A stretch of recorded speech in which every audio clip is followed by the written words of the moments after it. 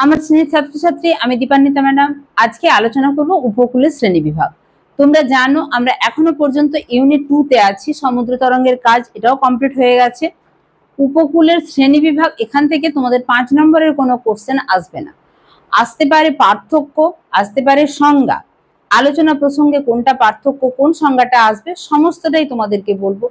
তার আগে বলবো, যদি চ্যানেলে নতুন হয়ে থাকো তাহলে এক্ষুনি চ্যানেলটা সাবস্ক্রাইব করে পাশে থাকা বেল আইকন প্রেস করে নোটিফিকেশন অল করে দিও, কারণ আমি প্রতিনিয়তই তোমাদের ক্লাসের ভিডিও পোস্ট করি, তাই যাতে তোমাদের কাছে নোটিফিকেশন যায় তার জন্য নোটিফিকেশন অল করে রেখো। আর নিচে যদি হাই পয়েন্ট দেখায়, হাই পয়েন্টটাও কিন্তু যোগ করতে ভুলো না। তটরেখার ঠিক পিছনের অংশ, অর্থাৎ তটরেখা কাকে বলছে? এই যে জলভাগ, এই জলভাগ আর স্থলভাগের মিলনস্থল, সেটাই হচ্ছে উপকূল রেখা। কিন্তু উপকূল ভাগ তার পিছন দিকে অনেকটাই বিস্তৃত, অর্থাৎ এই তটরেখার পিছনের অংশ উপকূল নামে পরিচিত। অনেক ভূবিজ্ঞানী উপকূলের শ্রেণীবিভাগ করেছেন, তার মধ্যে উল্লেখযোগ্য ডেভিস, শেপার্ড, জনসন, তোমরা নামগুলো দেখতেই পাচ্ছ, ভ্যালেন্টিন প্রমুখ ভূবিজ্ঞানী নানাভাবে উপকূলের শ্রেণীবিভাগ করেছেন। প্রথম ভাগ দেখব উত্থিত উপকূল, ইমার্জেন্ট কোস্ট। ভূ আলোড়নের ফলে যদি সমুদ্র উপকূল উত্থিত হয় বা কোনো কারণে সমুদ্র তল, উপকূল ভাগ সমুদ্র তল থেকে উঁচুতে অবস্থান করে, তখন তাকে বলছে উত্থিত উপকূল। তাহলে নিমজ্জিত উপকূল, সাবমার্জ কোস্ট কোনটা? ভূ আলোড়নের ফলে সমুদ্র উপকূল বসে গেলে অথবা সমুদ্রপৃষ্ঠ উত্থিত হলে উপকূল ভাগ জলমগ্ন হয়ে পড়ে, এই ধরনের উপকূলকে নিমজ্জিত উপকূল বলে। তোমাদের জন্য একদম যতটা সংক্ষিপ্ত করে সংজ্ঞা করে দেয়া যায় করে দেয়া আছে, তবে অবশ্যই উদাহরণটা করবে। উত্তর আয়ারল্যান্ডের স্ট্যাংফোর্ড লফ এবং আমেরিকা যুক্তরাষ্ট্রের বোস্টন অঞ্চলে এই জাতীয় উপকূল অর্থাৎ নিমজ্জিত উপকূল দেখতে পাওয়া যায়। ফিয়র্ড উপকূল ভীষণ গুরুত্বপূর্ণ। ফিয়র্ড উপকূল, রিয়া উপকূল, এই দুটোর পার্থক্য আসে। ফিয়র্ড আলাদা করে 2 নম্বরের প্রশ্ন আসতে পারে।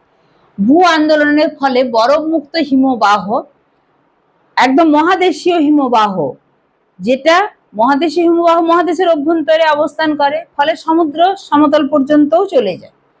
মহাদেশীয় হিমবাহের কথাই এখানে বলা হয়েছে। ভূ আন্দোলনের ফলে বরফমুক্ত হিমবাহ উপত্যকা সমুদ্র জলে নিমজ্জিত হলে, অর্থাৎ যে উপত্যকাটা বরফ ছিল বরফমুক্ত হয়ে গেছে, সেটা যদি কোনো কারণে নিমজ্জিত হয়, তখন উপকূল ভাগে যে খাড়া পাড় বিশিষ্ট স্বল্প বিস্তৃত খাঁড়ির সৃষ্টি হয়। অ্যাকচুয়ালি ফিয়র্ড মানে হচ্ছে খাঁড়ি, যে উপকূলে খাঁড়ি দেখা যায় সেটাই হচ্ছে ফিয়র্ড উপকূল, সেটাই নিচে লেখা আছে।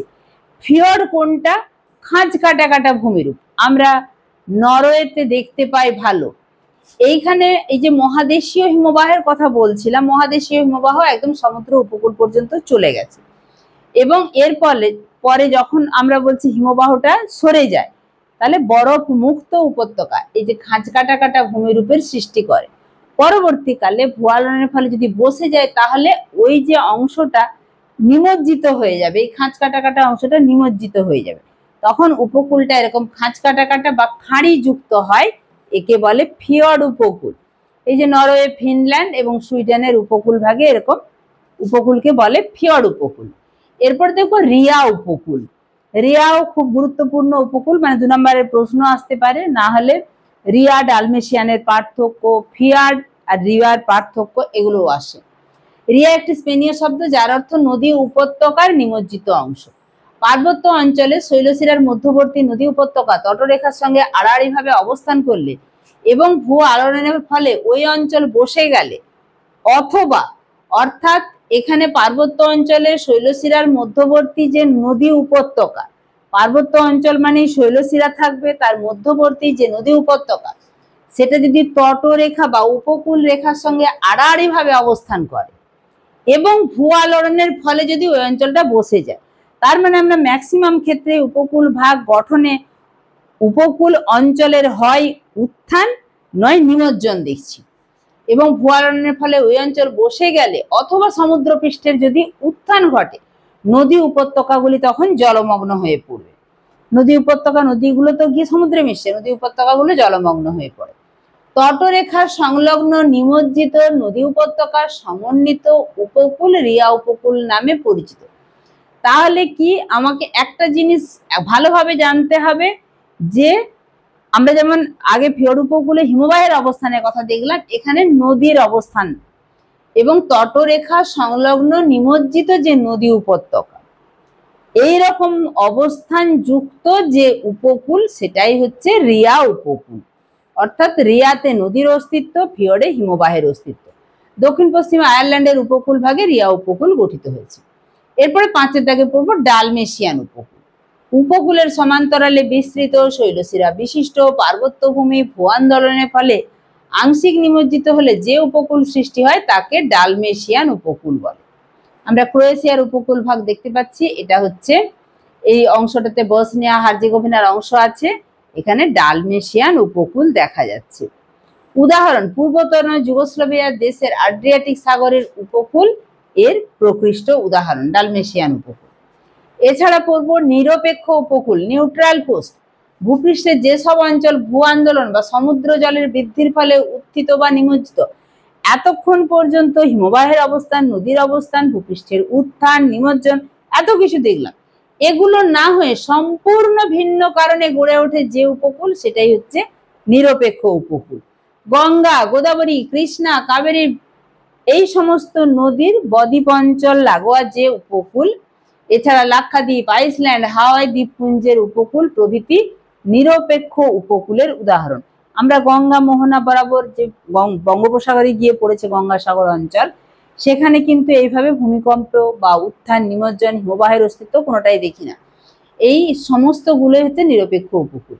এরপরে দেখো যৌগিক উপকূল। পৃথিবীর যে সমস্ত উপকূল উত্থান ও নিমজ্জনের চিহ্ন বর্তমান, সে সমস্ত উপকূলকে মিশ্র বা যৌগিক উপকূল বলে।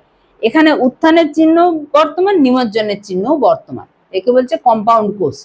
একাধিকবার উত্থিত ও নিমজ্জিত হয়ে এই ধরনের উপকূল গড়ে উঠতে দেখা যায়।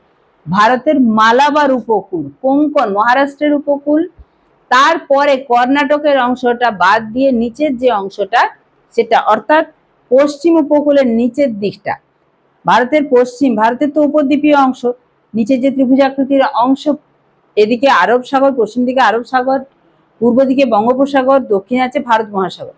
এই পশ্চিমে আরব সাগরের নিচের দিকে যে অংশটা, সেখানে এরকম যৌগিক উপকূল দেখা যায়।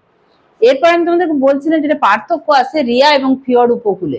রিয়া উপকূল কিভাবে সৃষ্টি হয়েছে? এটা নদী উপত্যকা সমুদ্রতলে নিমজ্জিত হয়ে রিয়া উপকূল সৃষ্টি হয়।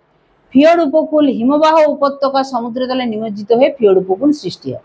আকৃতি, রিয়া উপকূলের আকৃতি ফানেলের মতো, ফিয়র্ড উপকূলের আকৃতি ইউ অক্ষরের মতো। জলের গভীরতা, সমুদ্র অভিমুখে সমুদ্রের দিকে গভীরতা বেশি হলেও দেশের অভ্যন্তরের দিকে গভীরতা ও বিস্তার কম। ফিয়র্ড উপকূলের গভীরতা অপেক্ষাকৃত বেশি। প্রকৃতি, রিয়া উপকূল উন্মুক্ত ভগ্ন প্রকৃতির, ফিয়র্ড উপকূল কিন্তু অপ্রশস্ত। এই ছিল আজকের ক্লাস। তোমরা উপকূলের একটা সামগ্রিক ধারণা পেয়ে গেলে। এখানে প্রত্যেকটাই আলাদা করে 2 নম্বরের কোশ্চেন আসতে পারে, তার মধ্যে অধিক গুরুত্বপূর্ণ রিয়া, ফিয়র্ড এবং ডালমেশিয়ান। এই রিয়া, ফিয়র্ড, ডালমেশিয়ান এই তিনটেই পরস্পরকে পাশে রেখে তোমরা পার্থক্য করতে পারো, সংজ্ঞাগুলো ভালো করে করবে। আর বাকিগুলো মোটামুটি একটু দেখে যাবে, ক্লাসটা 2-1 বার শোনো, তাহলে কিন্তু সমস্তটা রেডি হয়ে যাবে। ঠিক আছে, এখনো পর্যন্ত যারা আমার ক্লাস জয়েন করেনি, তোমার বন্ধুদেরকে অবশ্যই ভিডিওটা শেয়ার করে দিও। আর যদি ভিডিওটা ভালো লাগে অবশ্যই একটা লাইক করো। দেখা হচ্ছে পরের ভিডিওতে খুব তাড়াতাড়ি। মন দিয়ে পড়াশোনা করো। 3rd সেমিস্টারে ভাবনা ছেড়ে দাও, 4th সেমিস্টারে ফোকাস করো। টাটা।